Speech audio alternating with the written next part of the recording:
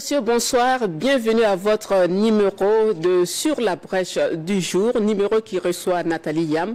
Un visage et un nom qui ne sont plus à présenter. Sa prise de position sur les questions de souveraineté et de libération des pays africains des griffes de l'impérialisme ont fait d'elle la bête noire de plusieurs puissances mondiales.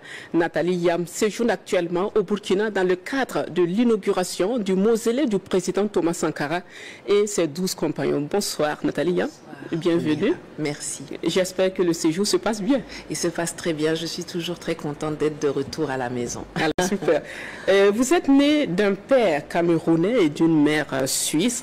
Vous avez d'ailleurs passé une bonne partie de votre enfance en Suisse avant de rejoindre le Cameroun où vous y résidez actuellement. Et vous avez fait des études en sciences politiques et en journalisme. Est-ce un choix délibéré ou un concours de circonstances?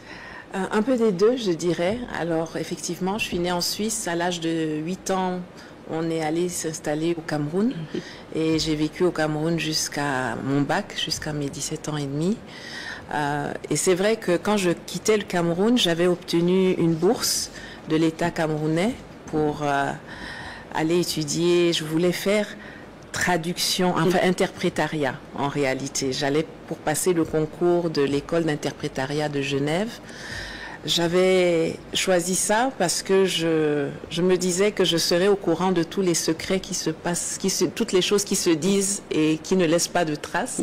Que si j'arrivais à infiltrer le système, je serais au courant de choses qu'on ne lit pas dans nos livres d'école, qu'on n'apprend pas dans nos programmes scolaires. Malheureusement, en concours de circonstances, le billet qu'on avait acheté mentionnait le départ depuis la ville de Douala. Et moi, j'étais à Yaoundé. Et donc, quand on est arrivé à l'aéroport de Yaoundé, il n'y avait pas d'avion. Je suis arrivée trop tard en Suisse pour le concours. Oui. Et à ce moment-là, je me suis dit, est-ce que j'attends une année pour le représenter l'année prochaine? Et je me suis dit, non, je vais faire du journalisme et de la science politique. Je vais aller le faire en Allemagne. Et puis, voilà, le truc a pris son envol. En tout cas, vous avez mis le moyen pour réussir dans ce secteur qui aboutit à une carrière bien remplie, bien riche, une carrière inspirante. Vous avez occupé des postes de responsabilité dans plusieurs pays, l'Allemagne, le Nigeria en Afrique, la Côte d'Ivoire. Et en tout cas, dites-nous plus sur cette carrière dont je le disais, très riche et très inspirante. Oui, alors j'ai étudié sciences politiques et communication. Quand je suis rentrée au Cameroun, quand j'avais décidé de rentrer au Cameroun, mon père m'a menacée. Il m'a dit, toi là, tu viens pas pour écrire des choses dans les journaux, parce que toi, tu vas finir en prison. Et nous, on connaît pas les grands types pour venir te sortir. Très engagé depuis ce temps. Oui, depuis très jeune en réalité. Et donc, j'ai cherché plutôt dans la communication et j'ai d'abord commencé dans des agences de communication.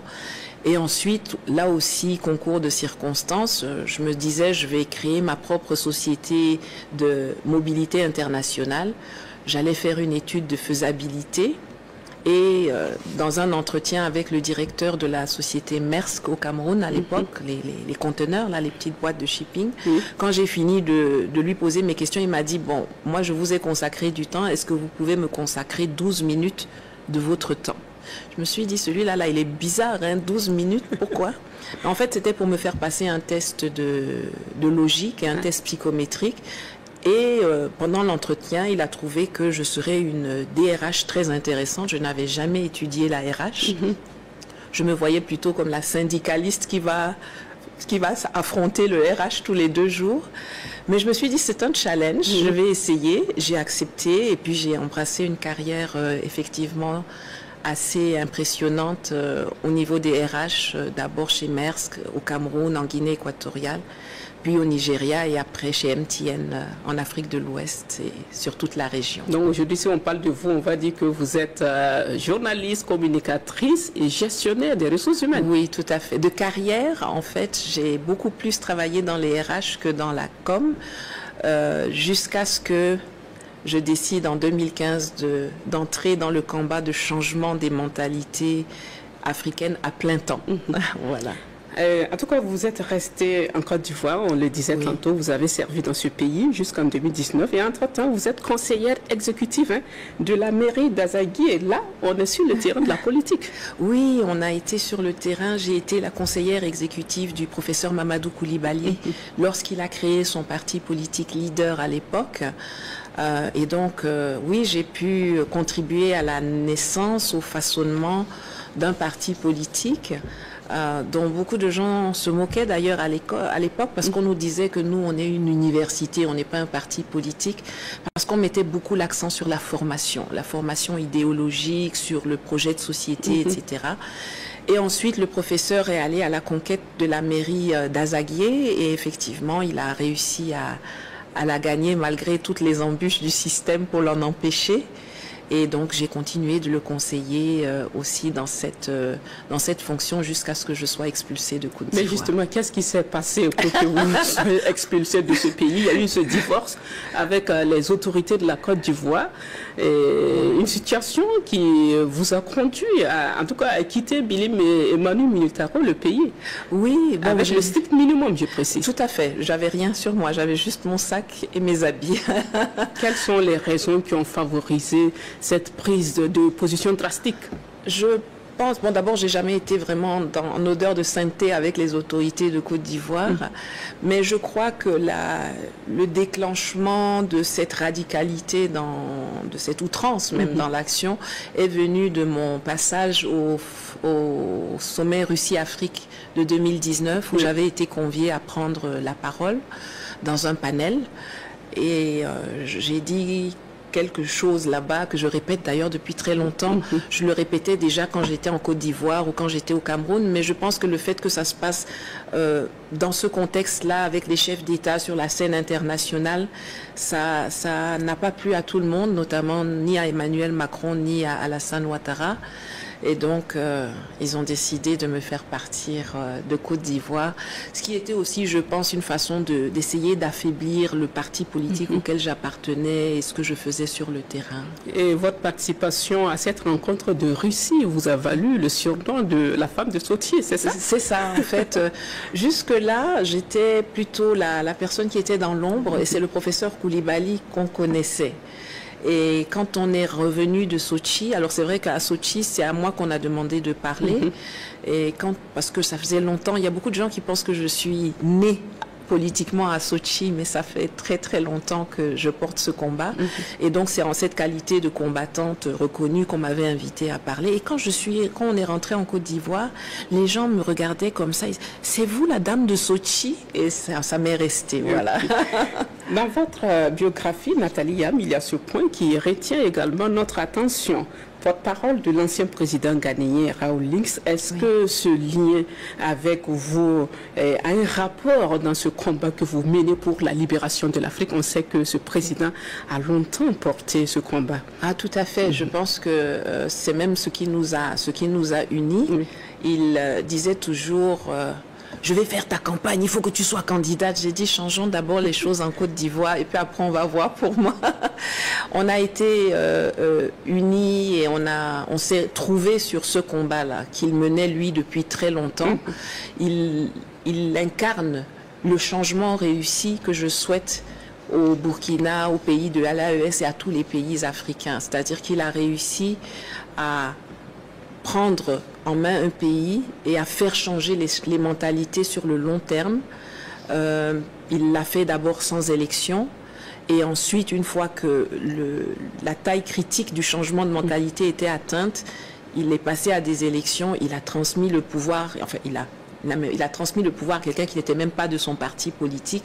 Et depuis 1992 jusqu'à aujourd'hui, ces textes qui ont été écrits sous sa houlette, c'est son fondement qui a maintenu la paix et la stabilité au Ghana. J'ai eu beaucoup de chance de pouvoir côtoyer ce héros pour moi, d'apprendre à ses côtés et de pouvoir aussi, comme il le disait parfois, l'inspirer dans lorsqu'il voyait la suite du combat être incarné par moi et certains de mes camarades. En tout cas, si vous me le permettez, je vais dire que vous êtes devenue une panafricaniste, hors pair, bien adulée par la jeunesse africaine, mais craint à d'autres puissances, à d'autres niveaux.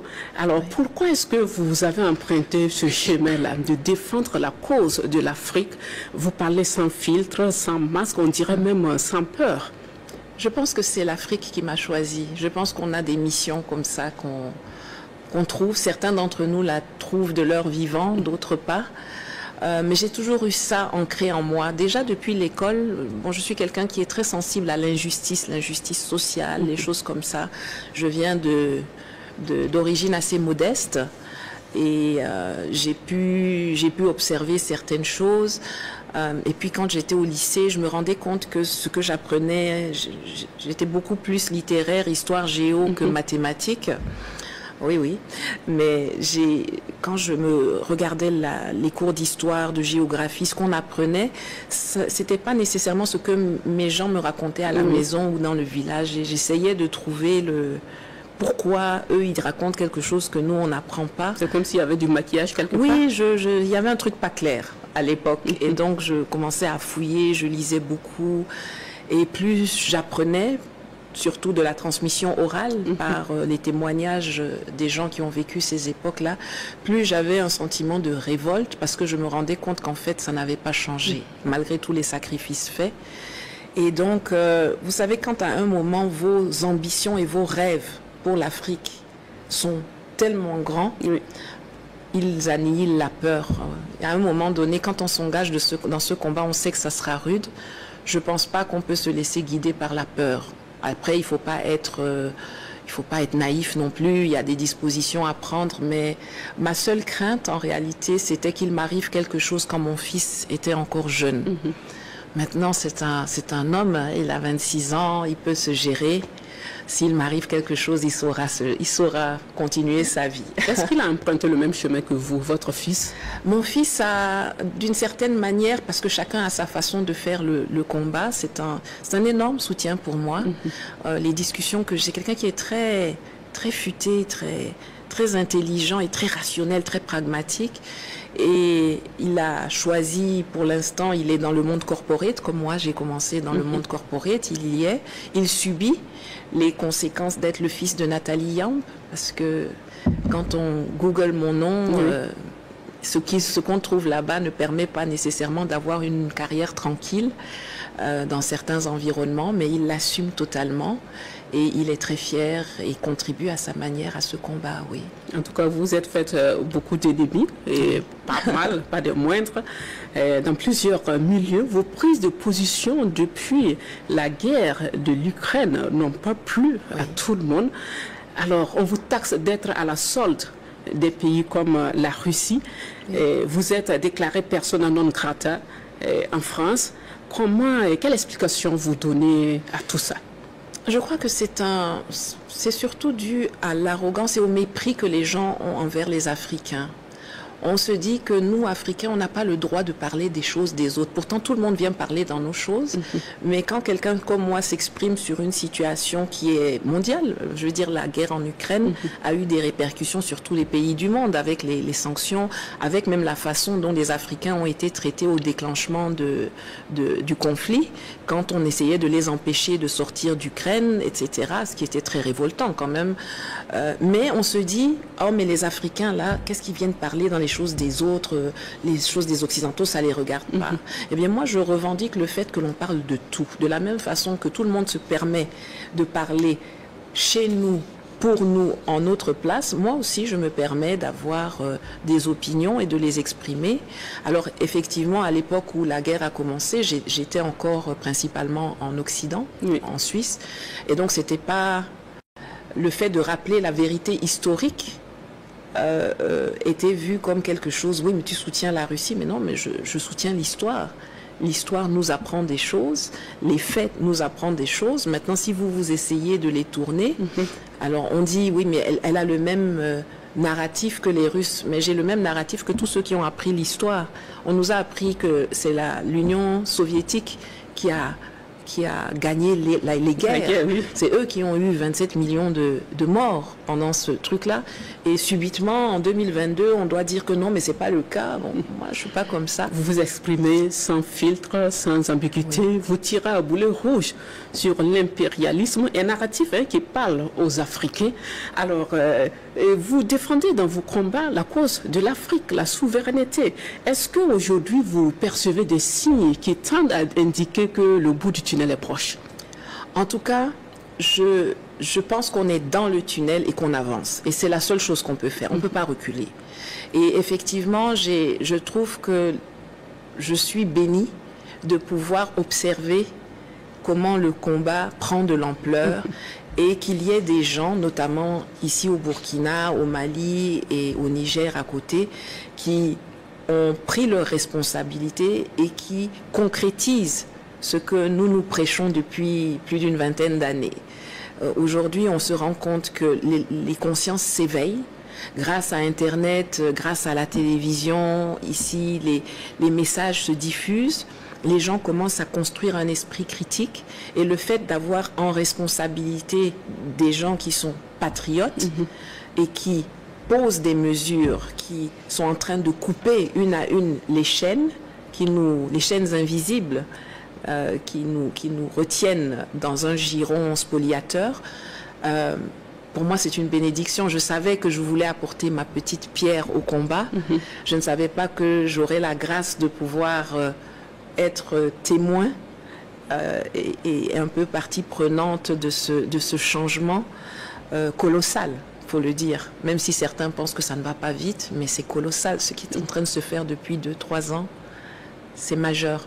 Donc on a affaire à une jeunesse de plus en plus consciente des enjeux et des défis à relever.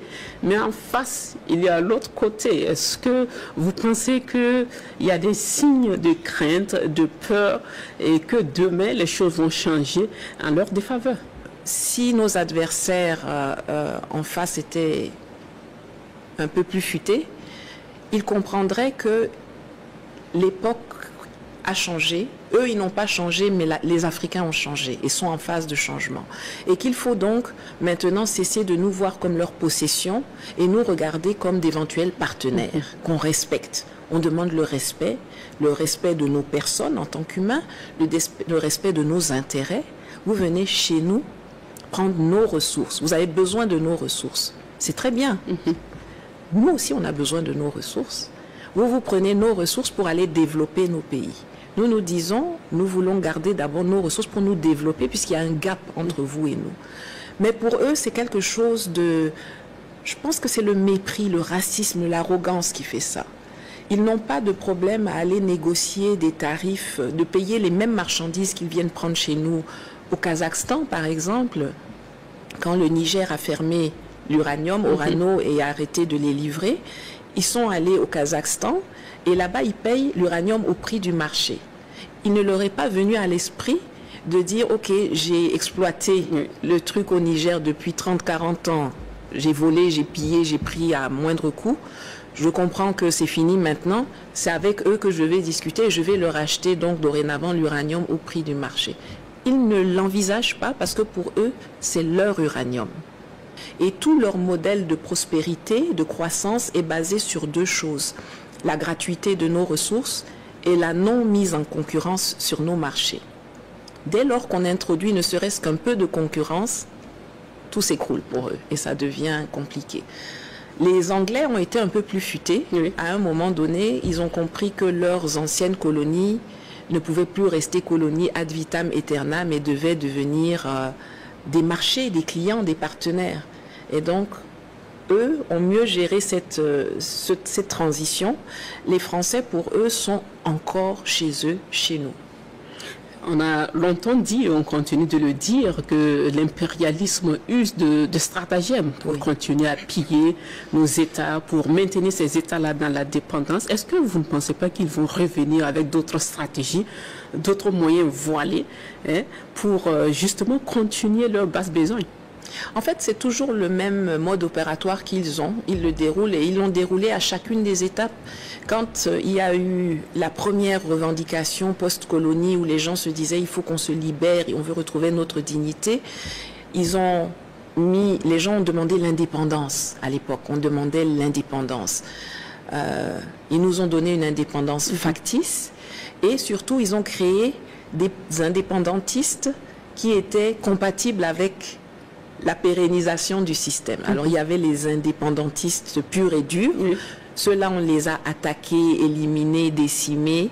Et puis, il y avait des indépendantistes faits maison qu'on a mis là pour diluer un peu le concept de l'indépendance. Et c'est ce qu'ils font à chaque fois. Ils l'ont répété 30 ans plus tard avec la démocratisation, la démocratie, après Mitterrand à la Baule. Alors, il y avait ceux qui, au bout de 30 ans, ont compris que l'indépendance était factice et qu'il fallait maintenant qu'on prenne notre liberté de nouveau.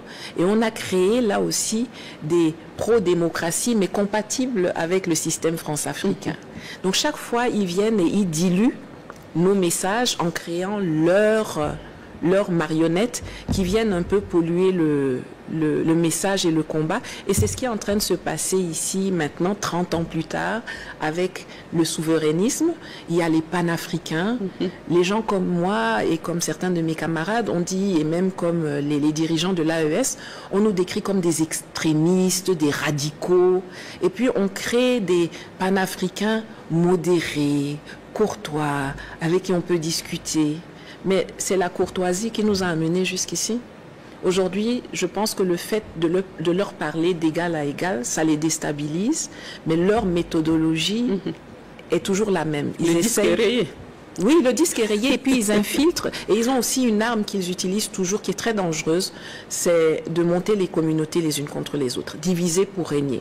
Parce qu'ils savent très bien que notre unité, c'est notre force et on sera imbattable. Donc ils utilisent la protection des minorités, un concept farfelu qui leur permet d'imposer des sanctions, de menacer, etc. J'espère que je travaille à ce que ceux qui adhèrent à cette façon de procéder des Occidentaux soient mis en minorité, qu'il y en ait de moins en moins. J'espère, et je profite d'ailleurs d'être ici et de discuter avec vous pour dire aux gens, vous n'êtes pas obligés de soutenir à 100% ce que le président Traoré, le président Tiani, le président Goïta font. Mais de grâce, n'allez pas vous mettre au service de ceux qui sont en train de les combattre. Si vous n'êtes pas d'accord, restez dans votre coin, exprimez-le, mais n'allez pas faire le jeu de l'ennemi, parce que c'est nous tous qui allons perdre, c'est vos enfants qui vont perdre. Eux, ils prospèrent et nous, on reste ancrés dans la pauvreté, dans la misère, dans l'aide publique. Avec toutes les ressources qu'on a, on n'a pas besoin d'aide. On a besoin d'intelligence, de patriotisme, de rigueur, et on rattrapera le retard très très rapidement. Alors on va dire que ce combat contre l'impérialisme a longtemps été porté par des prédécesseurs à l'image de Thomas Sankara, cette icône du panafricanisme africain. Il a été froidement assassiné en octobre 1987. On sait qui est derrière ça. Et toujours est-il qu'aujourd'hui, le Burkina a décidé de rendre hommage à ce personnage-là et de réhabiliter Thomas Sankara et ses 12 compagnons. On va dire que vous êtes là d'ailleurs pour la cause. Déjà, qu'est-ce que vous retenez de l'homme? Bon, Thomas Sankara, c'est un esprit, c'est une idée, c'est une icône. Quand on regarde les fêtes, il a eu 4 ans pour faire quelque chose. Juste 4 ans. Et vous voyez que presque 40 ans plus tard, il est toujours là, c'est la référence. C'était quelqu'un de brillant, c'était quelqu'un de très simple, c'était quelqu'un qui, on n'en parle peut-être pas souvent, mais qui avait aussi la question de la femme, la question de l'environnement même, de la femme. C'était des choses qu'il portait déjà à l'époque. C'est quelqu'un qui avait très vite compris comment fonctionnait le système. Les discours de Sankara de l'époque nous parlent déjà de la nécessité d'avoir notre souveraineté alimentaire. Ça nous parle de la nécessité d'être unis. Parce que quand il parlait du problème de la dette, il disait si j'y vais seul, je ne serai pas là à la prochaine réunion. Mais si on y va ensemble, on peut essayer de renverser et de casser les carcans de la dette. Malheureusement, il était en avance sur son temps. Il était isolé, comme beaucoup de gens qui sont en avance. Aujourd'hui, Sankara je sais qu'il y a beaucoup de gens qui disent que le capitaine Traoré, c'est le nouveau Sankara. Je pense que c'est la suite de Sankara. C'est pas sa réincarnation, mais c'est la suite. Thomas Sankara, c'est une icône mondiale parce que vous allez en Amérique du Sud, vous allez en Europe, vous allez en Amérique du Nord, et pas seulement dans la diaspora. Les gens vous le citent, les gens le connaissent. Il incarne la dignité, la justice, il incarne le juste combat, et il incarne aussi la violence du système impérialiste qui élimine les gens et qui continue d'ailleurs d'être violent parce que on nous a dit ici à Ouagadougou qu'on allait donner les archives, qu'on allait tout mettre sur la table. On a transmis les archives qui leur convenaient, mais il y a d'autres archives qui sont encore sous clé là-bas à l'Élysée qu'on ne donne pas. Donc Thomas Sankara, c'est... Si on doit donner l'incarnation de notre combat, c'est la figure qu'on cite en réalité. Donc on va dire que son assassinat a brisé le rêve de toute une génération, de tout un peuple, de toutes ces personnes opprimées, de toutes ces personnes prises de liberté. Ils ont pensé briser le rêve. Ils n'ont fait que le ralentir. Et il renaît aujourd'hui beaucoup plus fort, de façon beaucoup plus assumée. On ne peut pas briser la soif de la justice, la soif de la prospérité, la soif de la dignité, la soif de la liberté. Vous allez tuer tous ceux que vous voulez. Ils ont tué Sankara, ils ont tué Oumniobe, ils ont tué Lumumba, ils ont tué tellement de gens. Aujourd'hui, ils menacent des gens comme moi. Ils veulent continuer d'éliminer nos chefs d'État. Ici, là, c'est devenu, on dirait, un sport chez eux, là-bas, d'essayer d'éliminer.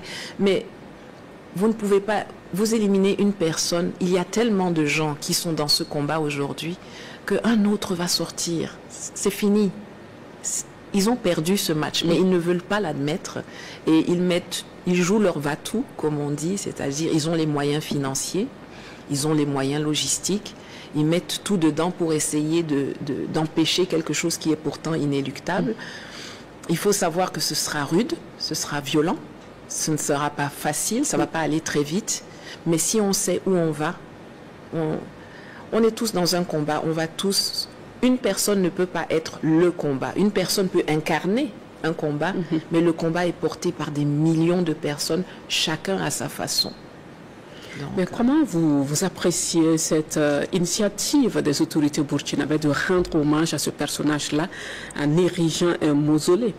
Je suis ravie qu'on avance dans ce sujet parce que, comme je l'ai dit, j'étais au démarrage, quand le Comité international pour le mémorial Thomas Sankara a été créé. C'est le président Rawlings qui en était le président honoraire à l'époque. Et c'est un sujet, il a fallu batailler avec les autorités d'alors. Je veux quand même les remercier parce qu'ils nous ont donné à l'époque le site du Conseil de l'Entente. Déjà ça, c'était pour nous une grosse victoire de pouvoir utiliser ce site de la honte et d'en faire un mausolée, un espace qui racontera l'histoire, qui portera le combat. Donc ensuite il y a eu différents ministres, différents gouvernements, chaque fois des lenteurs, des freins, des obstacles, ça n'a pas avancé à la vitesse où on le souhaitait. Entre-temps, la cadence s'est beaucoup amélioré. Le CMTS a été reconnu d'utilité publique. On sent bien qu'aujourd'hui, de la tête de l'État jusqu'au peuple, il y a vraiment une grosse symbiose dans la compréhension de l'importance qu'il y a d'avoir ce genre de site dans un pays. Donc on va dire que c'est l'aboutissement d'un processus, d'un long processus. Oui, en fait c'est une étape majeure parce que ce ne sera pas seulement le mausolée, l'espace est supposé avoir des bibliothèques, des salles d'archives, donc c'est vraiment, il y a le mausolée qui va rendre hommage au capitaine et aux 12 camarades qui ont été assassinés, et puis tout l'espace, il y aura du wifi, les gens pourront, les jeunes, les moins jeunes pourront aller là-bas, discuter, faire des rencontres, il y aura des bibliothèques. Donc c'est tout un espace qui est là et ça c'est une étape majeure. qui est atteinte aujourd'hui, qui est un jour symbolique, puisque le 17 mai, c'est un 17 mai que Sankara a été arrêté à l'époque en 83. Dites-nous plus sur votre rapport à ce geste, à l'initiative d'ériger un mausolée en hommage à Thomas Sankara et à ses compagnons. Alors moi, je me suis battue pour, je continue d'ailleurs. Je me rappelle qu'une fois même, j'étais venue pour assister à un conseil de gouvernement pour essayer de faire avancer le dossier. Il y avait des blocages. Je pense que c'est essentiel. Vous savez, mon combat, c'est le narratif. C'est de faire comprendre aux gens qu'on doit connaître notre histoire et on doit la transmettre. Il ne faut pas qu'on laisse aux autres le soin de nous dire qui nous sommes, comment nous sommes, pourquoi nous sommes. Et des figures comme Sankara sont des figures qui parlent à l'Afrique et au monde. Et c'est pour ça que quand on avait certains problèmes au sein du projet, parce que certains disaient non, nous on veut pas ci, on veut pas ça, on leur a dit mais Sankara ne vous appartient plus, il appartient à l'Afrique. Faut pas vous tromper, hein. il est né dans le quartier ici, mais il appartient à toute la maison. C'est très important de pouvoir, parce que comme je vous l'ai dit, il symbolise tellement de choses. Il symbolise nos aspirations et il symbolise la façon dont le système impérialiste traite ses aspirations légitimes, avec des assassinats, de la violence, des laquais locaux qui se font les marionnettes pour saper les aspirations de tout un peuple. Et ça, il faut qu'on puisse le montrer, l'incarner, le démontrer, le prouver et l'afficher et le revendiquer. Sankara, justement, a été assassiné grâce à la complicité, on va dire assassiné par ses frères. Oui. Et il y avait quelqu'un derrière le rideau, juste, on va parler de trahison. Pourquoi à chaque fois il n'y a que les Africains qui se trahissent entre frères, et justement pour stopper cet élan de souveraineté, pour briser cette envie d'aller vers la liberté? Est-ce qu'il n'y a pas de crainte aujourd'hui que cette pratique-là perdure? On sait qu'au Burkina et dans les autres pays de l'AES, il y a des tentatives toujours de coup d'État et des velléités de déstabilisation de nos pays. Oui, bon, c'est leur art à l'extérieur, c'est diviser pour régner chez nous. Je pense que ça perdure parce qu'on ne sanctionne pas suffisamment la trahison. On parle de trahison, de haute trahison, on les utilise comme concept, mais je crois sincèrement qu'il faut que la trahison soit sanctionnée de façon sévère et rigoureuse, exemplaire, pour dissuader ceux qui seraient tentés de continuer à faire ça. Et je crois que parce qu'il y a une certaine impunité à chaque fois, il y a les traîtres, mais après on se pardonne et puis on nous dit non, réconciliation, etc. Et il n'y a jamais de conséquences lourdes pour ceux qui trahissent. Alors ça peut sembler très, très fort ce que je dis, mais je viens aussi de l'école de Jerry Rawlings. Et ceux qui connaissent l'histoire savent que Jerry Rawlings a été relativement brutal à l'époque, mais que ça a porté ses fruits. Je ne suis pas sûre qu'on puisse continuer de laisser les gens trahir sans que cela ait des conséquences lourdes, générales, sur eux et sur leur entourage. Il faut qu'ils puissent comprendre que trahir va avoir des conséquences sur ma famille, sur moi-même, et que la famille, même dans les familles, on commence à dire aux uns et aux autres, on peut ne pas être d'accord avec tout, mais il y a une chose, on est des frères ici. Ne laissons pas les gens de l'extérieur venir nous dire d'attaquer nos pays, nos frères, endeuiller des familles ici pour les intérêts des autres. Même si on n'est pas d'accord, on peut discuter, on peut débattre, mais devenir l'instrument par lequel tu vas affaiblir ton pays, endeuiller ton pays, vraiment honnêtement, c'est nous seuls qui sommes encore dans ce paradigme-là. C'est dommage. C'est navrant. Et je pense qu'il faut vraiment avoir une gestion très rigoureuse et très radicale de la trahison pour que tout le monde comprenne que non, non, non. Il faut que l'idée de trahir soit moins attrayante que l'idée d'être patriote. À partir de là, je pense qu'on va changer. C'est pas en demandant poliment qu'on va y arriver, c'est en utilisant des moyens un peu plus rugueux mais je pense que ça devrait aller. Et comment justement vous appréciez la dynamique actuelle des pays de la Confédération AES, le Burkina, le Mali, le Niger, qui se sont engagés sur le chemin de la libération et de la dignité, de la souveraineté? Pour moi, c'est une fierté ce qui est en train de se passer. C'est une fierté de voir que, et une bénédiction, je l'ai dit tout à l'heure, de voir qu'il y a des gens, il y a 3 pays en Afrique qui sont géographiquement voisins, ce qui est une force, parce que mener ce combat seul, c'est pas simple. Mais quand on met en commun les ressources humaines, militaires, géostratégiques des différents pays, ça devient quelque chose d'extrêmement costaud. Qu'unis, on est plus fort. Ah, absolument. Je veux dire, l'AES, c'est 72 millions de personnes, c'est plus de 2 millions et quelques de kilomètres carrés. C'est un espace vital. Et c'est très intéressant parce que les espaces qui n'ont pas accès à la mer étaient considérés comme des réserves par le colon et par les impérialistes. Ils voulaient d'abord finir de piller tout ce qu'il y avait sur la côte parce que c'est plus facile à évacuer et ensuite maintenant venir chercher vraiment dans les grandes largeurs tout ce qu'il y a au Sahel. Et le fait que ce soit des pays enclavés du Sahel qui soient maintenant vraiment les pays qui sont au-devant de l'émancipation et de l'intégration africaine dont on nous attend parler mais qui n'a jamais été réellement concrétisée comme elle l'est aujourd'hui au sein de la Confédération AES, c'est une fierté et c'est un espoir. C'est la concrétisation de tellement de rêves. Alors c'est vrai, c'est pas fini, c'est violent. Il y aura même peut-être des choses qu'on va faire qui vont pas marcher et qu'il faudra recommencer. Mais au moins ce sera nos décisions, nos erreurs et nous corrigerons nous-mêmes. C'est comme ça qu'on devient mature, c'est comme ça qu'on grandit. Il ne faut pas se dire, oh, mais ça n'a pas marché, ils ont échoué, il faut qu'ils partent. Non. C'est un système de plusieurs dizaines, centaines d'années que nous sommes en train d'essayer de détricoter. Et je pense que vous, moi et tous ceux qui sont là aujourd'hui ont énormément de chance de pouvoir voir cela. C'est la première vraie intégration africaine des peuples qui est en train de se dérouler. Et justement, comment vous voyez l'avenir de la CEDEAO avec le départ de ces 3 pays de l'institution sous-régionale?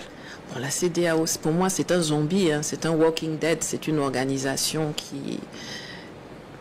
qui n'a aucune raison d'être. C'est un instrument dans les mains du colon et des impérialistes. Ce que la CEDEAO a fait au pays de l'AES et notamment au Niger, à penser aller déclarer la guerre à un pays membre, pour moi c'est quelque chose qui a acté l'acte de décès de la CEDEAO. C'est une organisation qu'il faut faire sauter, qui n'a d'ailleurs plus de raison d'être, puisqu'elle était, d'une part, c'était une organisation économique d'intégration. Elle s'est transformée en organisation politique et militaire de sanctions et de répression. Elle a failli sur toute la ligne. Pour moi, c'est un cadavre qui continue de marcher encore, mais qui va tomber dans quelques temps. On entend cependant des bribes d'informations qui font état de futures négociations pour ramener les pays de l'AES vers la CEDEAO. Le divorce est consommé parce que les principes, la vision, les objectifs, les moyens sont totalement différents. Eux, ils sont là pour servir ceux qui les financent, et l'AES est là pour servir les peuples. On ne peut pas... Il y aura forcément des relations. La CEDEAO n'est pas la seule organisation sous-régionale. Il y a plein d'organisations sous-régionales qui existent, une bonne dizaine, presque une vingtaine, le CENSAD, le Conseil de l'Entente, enfin il y en a plein. L'AES va interagir avec toutes ces organisations. Elle peut interagir avec la CEDEAO. Les pays qui composent l'AES peuvent avoir des relations bilatérales avec les pays qui sont membres de la CEDEAO, mais un retour de l'AES au sein de la CEDEAO, ils se blaguent eux-mêmes. En tout cas, les 3 pays de l'AES ont adopté une posture qui dérange. Et les coups ont commencé depuis belle lurette. Oui. Et le dernier coup en date, c'est celui du militaire américain Langley qui a taxé les autorités burkinabées d'utiliser les ressources minières du pays à d'autres fins. Comment est-ce que vous avez apprécié sa déclaration? Bon, déjà, lui quoi dedans? Lui quoi dans cette affaire? Il n'est pas burkinabé, il n'est pas africain, si le président du Burkina fait usage des ressources pour des fins qui semblent stratégiques pour eux, lui quoi dedans? Ça montre... en fait, ce qu'ils ont essayé de faire ici, c'est de justifier une intervention future. Alors, on pouvait en sourire, mais en même temps, c'est toujours comme ça qu'ils commencent. Et puis après, on a des déstabilisations, des assassinats, des choses qui arrivent. Ils nous ont expliqué qu'il y avait des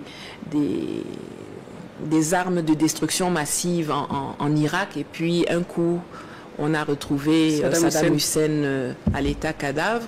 Et quand ils parlent comme ça, c'est généralement, ils sont en train de préparer quelque chose. Il y a eu ce qui s'est passé avec Mohamed Kadhafi. Oui, tout à fait. Je vous dis, ils ne sont pas très créatifs dans leur façon de fonctionner. Ils utilisent toujours les mêmes scénarios. Moi, par contre, j'ai quand même trouvé quelque chose d'intéressant dans ce qu'il a dit. Il a quand même réussi à unir le monde et à ériger le capitaine Traoré en rockstar mondial. Il a les afro-descendants, des gens d'autres origines. On a eu des manifestations mondiales de soutien. Il a mis le Burkina Faso sur la carte du monde. Il y a des gens qui n'arrivaient même pas à prononcer le nom de Burkina Faso, mais qui se sont engagés dedans. Donc je dirais que c'est un boomerang, il a lancé quelque chose, ça lui est revenu en pleine figure. Et il a réussi à mobiliser tout le monde. Et ce qu'il a dit et la réaction des peuples a, je crois, établi très clairement que vous avez pu tuer et faire tuer Thomas Sankara. Mais si vous touchez à un poil d'un de nos patrons ici, de notre président ici, vous aurez des conséquences ici chez nous et chez vous là-bas. Il y aura des conséquences. On ne va pas attendre qu'une organisation sanctionne. On va se gérer one-to-one dans nos pays et même chez vous là-bas en Europe. Est-ce que justement vous avez vu venir cette mobilisation à travers le monde pour soutenir le capitaine Ibrahim Traoré à la suite de la sortie de l'anglais? Voilà, il y a eu des manifestations sur place au Burkina, c'était un monstre, c'était énorme. Il y a eu dans plusieurs autres pays à travers le continent. Est-ce que vous avez vu les choses venir à ce niveau? Alors au Burkina, ça ne m'a pas étonné. Au Burkina et dans l'AES. Mais le fait que ce soit partout, je dois avouer que j'ai été surprise et ravie. Parce que je me suis dit, ok, ça ne va plus se passer comme avant. Cette fois-ci, ça sera beaucoup. Et le message est bien passé chez eux, je pense. J'espère qu'ils ont compris, mais ça prouve que le Burkina et les pays frères portent le bon combat. Les gens se reconnaissent dans le combat qui est porté, dans la justice, dans la réparation de l'injustice qui est en train d'être mise en œuvre. Eux, ils disent au Sénat que le chef de l'État vole l'or pour se garder, et vous avez la population qui sort de partout pour soutenir le prétendu voleur. Ça, même ceux qui regardent depuis la marge en spectateur se sont interrogés en se disant, mais on dirait que ce qu'ils disent là-bas au Sénat, aux États-Unis, là, on dirait que c'est pas ça qui est la vraie chose. Donc c'était une très très belle action, et j'espère qu'elle sera dans la durée. C'est-à-dire que c'est une mobilisation, un engouement qui n'est pas juste une trend, mais qui reflète la compréhension profonde des enjeux de ce qui est en cours ici dans cette région. On a déjà évoqué la question de l'intégration africaine avec la création de l'AES. Est-ce que la Confédération donne espoir que cette intégration va s'agrandir pour toucher d'autres pays africains dans l'avenir? Je pense que ce serait idéal. Je pense qu'elle doit d'abord, cependant, évoluer de confédération à fédération même au sein de ce triptyque actuel. Parce que ceux qui sont là aujourd'hui partagent une vision, des valeurs, une histoire et même les défis. Le terrorisme. J'ai entendu que le Togo, le ministre des Affaires étrangères du Togo avait évoqué la possibilité que le Togo rejoigne l'AES. Bon, mais il faut d'abord consolider le triptyque qui est là, en faire une fédération. Les peuples se considèrent déjà comme un peuple, mais il y a encore des choses à ajuster au plan économique, au plan politique, etc. Et une fois que il y aura cette fédération et que ce sera solidement ancré, alors on pourra, je pense, s'ouvrir et regarder qui partage ces valeurs, qui a cette vision, qui a cette façon d'interagir sur le plan international. cette façon décomplexée, assumée d'interagir. Et là où il y aura des profils qui matchent, ben, pourquoi pas. L'essentiel, c'est qu'on devienne un continent. Ensemble, on est imbattable en tant que continent. Même en tant qu'AES, simplement les 3 pays, si on arrive à gérer la question du terrorisme, qui est sponsorisé toujours par les mêmes, si on arrive à les défaire ou tout au moins à réduire significativement leur impact, l'AES va être un des piliers énergétiques, économiques de l'Afrique. Les pays du Sahel ne seront plus des pays de transition pour les jeunes pour aller se chercher à l'étranger, mais ça va être la destination finale de tous ceux qui aspirent au bien-être et à la prospérité. En tout cas, le plus grand défi de ces pays de l'AES, c'est la lutte contre le terrorisme, l'insécurité. Comment justement vous appréciez ce phénomène qui perdure sur nos territoires et qui continue de décimer et de faire mal à la population? Ben c'est une arme de guerre. Je veux dire, les terroristes sont financés par les puissances extérieures. Quand vous voyez le matériel dont ils disposent, quand vous voyez les armes dont ils disposent, les moyens dont ils disposent, la façon dont ils sont même protégés par des États physiquement protégés, vous comprenez que vous êtes en guerre. Et je pense que c'est ce que les populations doivent vraiment intégrer. On est en guerre. C'est pas comme si non, le terrorisme c'est loin, c'est là. Je pense que depuis l'arrivée des 3 responsables au sein de l'AES, il y a eu des avancées significatives. Je crois que le fait de déclarer l'AES théâtre confédéral des opérations va nous faciliter certaines réponses, que la création d'une armée confédérale et peut-être le recrutement de soldats va nous permettre d'accroître la pression pour vraiment les chasser, les bouter hors de nos frontières.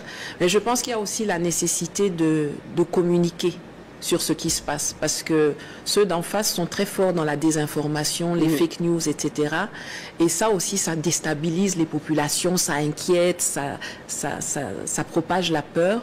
Et je pense qu'en termes de communication de guerre, il y a des choses à faire pour améliorer, des choses à améliorer sur ce terrain-là qui vont permettre non seulement de désamorcer les narratifs, mais aussi de calmer un peu les populations par rapport à ce qui se dit. Est-ce que vous avez une proposition concrète à nous faire à ce niveau précisément?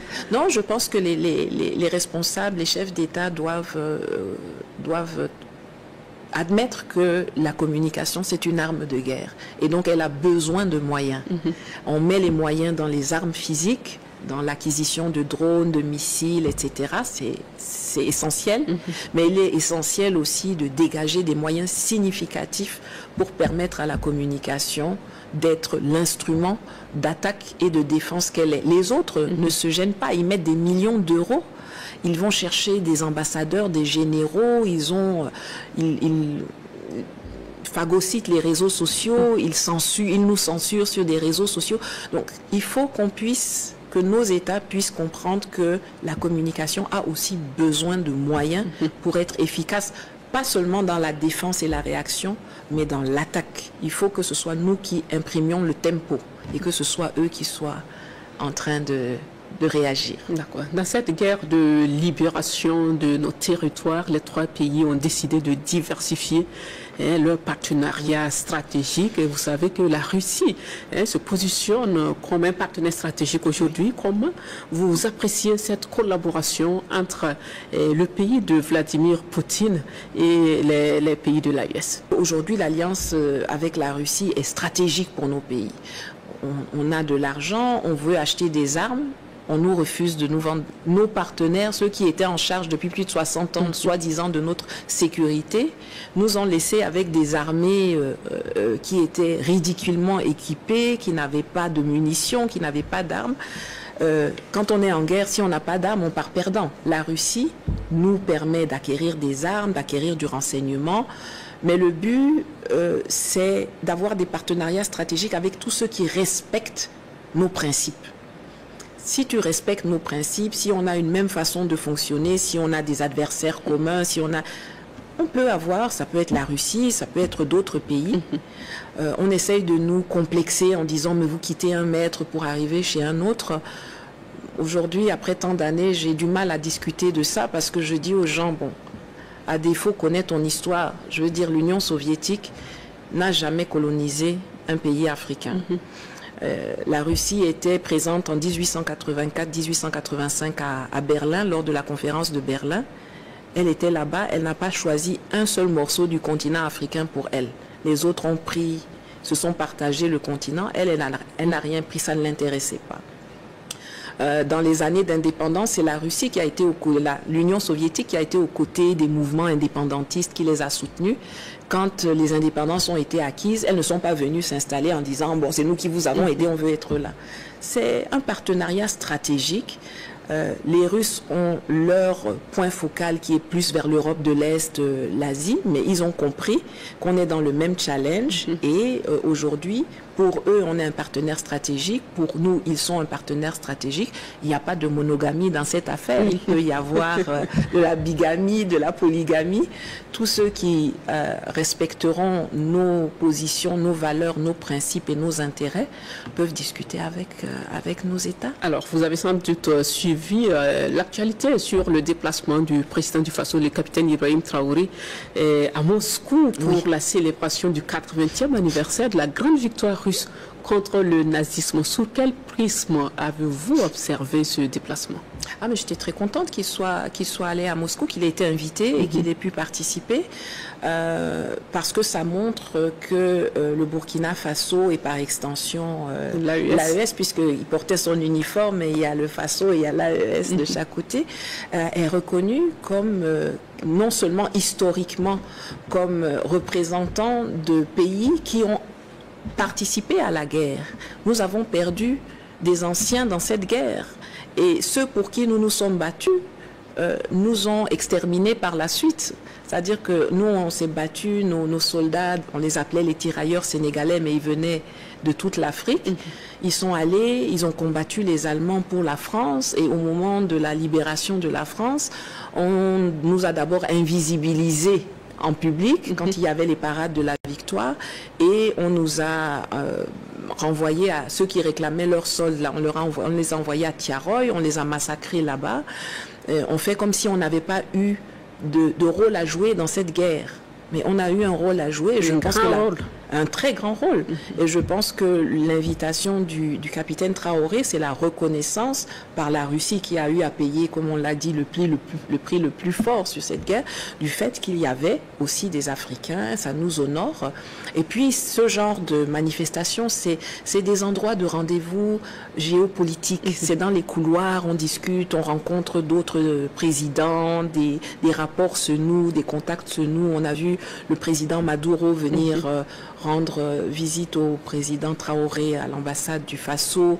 C'est pas seulement la cérémonie en tant que telle, c'est tout ce qui se passe autour qui est très intéressant. Alors Nathalie Yam, l'actualité toujours au sein de l'AES, c'est la suspension, aussi la suspension des activités des partis politiques au Mali. Est-ce que vous pensez que le timing est parfait? Je pense que ça aurait dû être fait beaucoup plus tôt.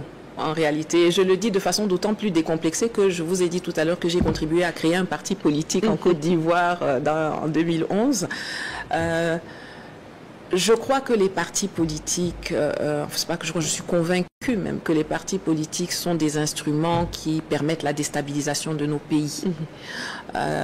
J'étais très satisfaite quand les partis ont été dissous. Aussi bien au Mali qu'au Burkina qu'au Niger. Je pense qu'il y a eu un petit flottement, surtout au niveau du Mali, parce qu'à un moment donné, on a vu réapparaître la ligne élection dans le budget de l'année prochaine, enfin de cette année, et que ça a donné des idées aux partis politiques de se dire « Ah ben ça y est, on peut de nouveau se mettre là-dedans ». Je pense que quand on est en guerre, on n'a pas à avoir de partis politiques qui discutent. Il y a plein de pays sur cette terre qui n'ont pas de partis politiques et pourtant ça ne gêne personne. Je veux dire, Donald Trump vient d'aller en Arabie Saoudite. Il n'y a pas de partis politiques là-bas. Et pourtant, c'est des pays qui prospèrent. Donc, les partis politiques sont nés dans le sillage du multipartisme, où on nous a présenté la démocratie comme étant une finalité. Mais la démocratie, d'abord, ce n'est pas les élections. La démocratie, ce n'est pas les partis politiques, c'est le gouvernement du peuple, par le peuple et pour le peuple. Et troisièmement, la démocratie, c'est un moyen. La finalité, c'est l'amélioration des conditions de vie des populations. C'est l'enrichissement des populations, c'est la sécurité des pays. Il y a différents moyens d'y parvenir. On a essayé la démocratie et les partis politiques pendant 30 ans. On a vu là où ça nous a amené, dans le terrorisme, la déstabilisation, la pauvreté. On va chercher quelque chose d'autre. On va créer notre modèle. D'accord. Le combat pour la souveraineté, c'est aussi la monnaie AES. Est-ce que vous pensez que le sujet est toujours d'actualité? Oui, je sais qu'il est d'actualité. D'ailleurs, les chefs d'État le disent et le répètent. Simplement, quand on crée une monnaie, ce qui fait la force d'une monnaie, c'est la confiance. C'est la confiance que les gens ont en cette monnaie. Donc, il y a un contexte à mettre en place. Il y a des mesures à prendre. Il y a des pièges à anticiper, puisqu'on a déjà vu ça. On a vu ce qu'ils savent faire. Donc, je prends souvent l'image d'un iceberg. Le jour où la monnaie arrive, il y a 80% du travail qui a été fait en dessous. Le travail est en train de se faire, mais on ne lance pas une monnaie comme si c'était un chantier séparé. C'est un chantier qui s'inscrit dans un écosystème économique, politique et sécuritaire. Alors, on me signale que nous sommes presque à la fin de l'émission. Mais on va vous permettre de répondre, de réagir par rapport à 2-3 questions d'actualité internationale. À l'Élysée, par exemple, en France, et vous avez entendu parler de cette audience accordée par le président Macron au président par intérim de la Syrie, un homme au passé djihadiste. Quelle a été votre appréciation? Bon, le patron et son employé se sont rencontrés. C'est les Occidentaux qui financent le djihadisme. Le même Al-Jolani, on a vu Donald Trump faire une photo avec lui il y a trois jours là-bas en Arabie Saoudite. Bon, c'est leurs employés. Quand on dit que les terroristes sont les employés des Occidentaux, il y a des gens qui crient. Bon, maintenant, au moins ils revendiquent ça, ils s'affichent. Ce sont tous les deux des terroristes. Il y en a un qui paye, il y a l'autre qui fait le sale boulot. Et puis, voilà. J'espère que maintenant, on ne va plus contester ces assertions qui sont faites de notre part et de celles des dirigeants de l'AES depuis très longtemps. Et quelle a été votre lecture de cette tournée du président Trump dans des pays du Golfe? Oui, je dois avouer que j'ai vu une image de lui devant le drapeau saoudien sur un grand écran. Et le drapeau saoudien est vert comme le drapeau de l'AES. Et je me suis dit, ça peut être nos pays qui sont dans cette position de force où les pseudo-puissants de ce monde viennent et puis il y a des grands messes économiques, ils viennent avec les patrons, pas avec les militaires, avec les patrons, et puis les contrats se discutent, et puis ceux qui les reçoivent sont là dans leurs habits traditionnels, avec leurs babouches, et puis c'est eux qu'on vient courtiser, et l'intérêt des populations est respecté de part et d'autre. Moi, ça m'a encore plus souligné la nécessité d'agir vite, d'agir bien, d'agir intelligemment pour profiter du moment géopolitique qui est là et qui permet des ouvertures pour nos pays. J'ai vraiment eu l'ambition de voir un jour l'AES organiser un forum AES, je ne sais pas quoi d'autre, où des gens viendraient de partout pour nous courtiser et qui produiraient des bénéfices pour nous d'abord et puis pour ceux qui viennent ensuite. C'est avec cette pensée qui nous fait un baume au cœur que nous refermons cette édition, ce numéro de Sur la Brèche. Merci Nathalie Yam de votre disponibilité à répondre à toutes nos questions. Merci beaucoup de m'avoir donné l'occasion d'échanger avec vous et avec vos téléspectateurs. Voilà, Madame, Monsieur, merci à vous de votre attention à ce numéro. Ruth Binet-Ouattara vous retrouve très prochainement pour d'autres numéros de Sur la Brèche. À très bientôt sur la RTB. Bonsoir.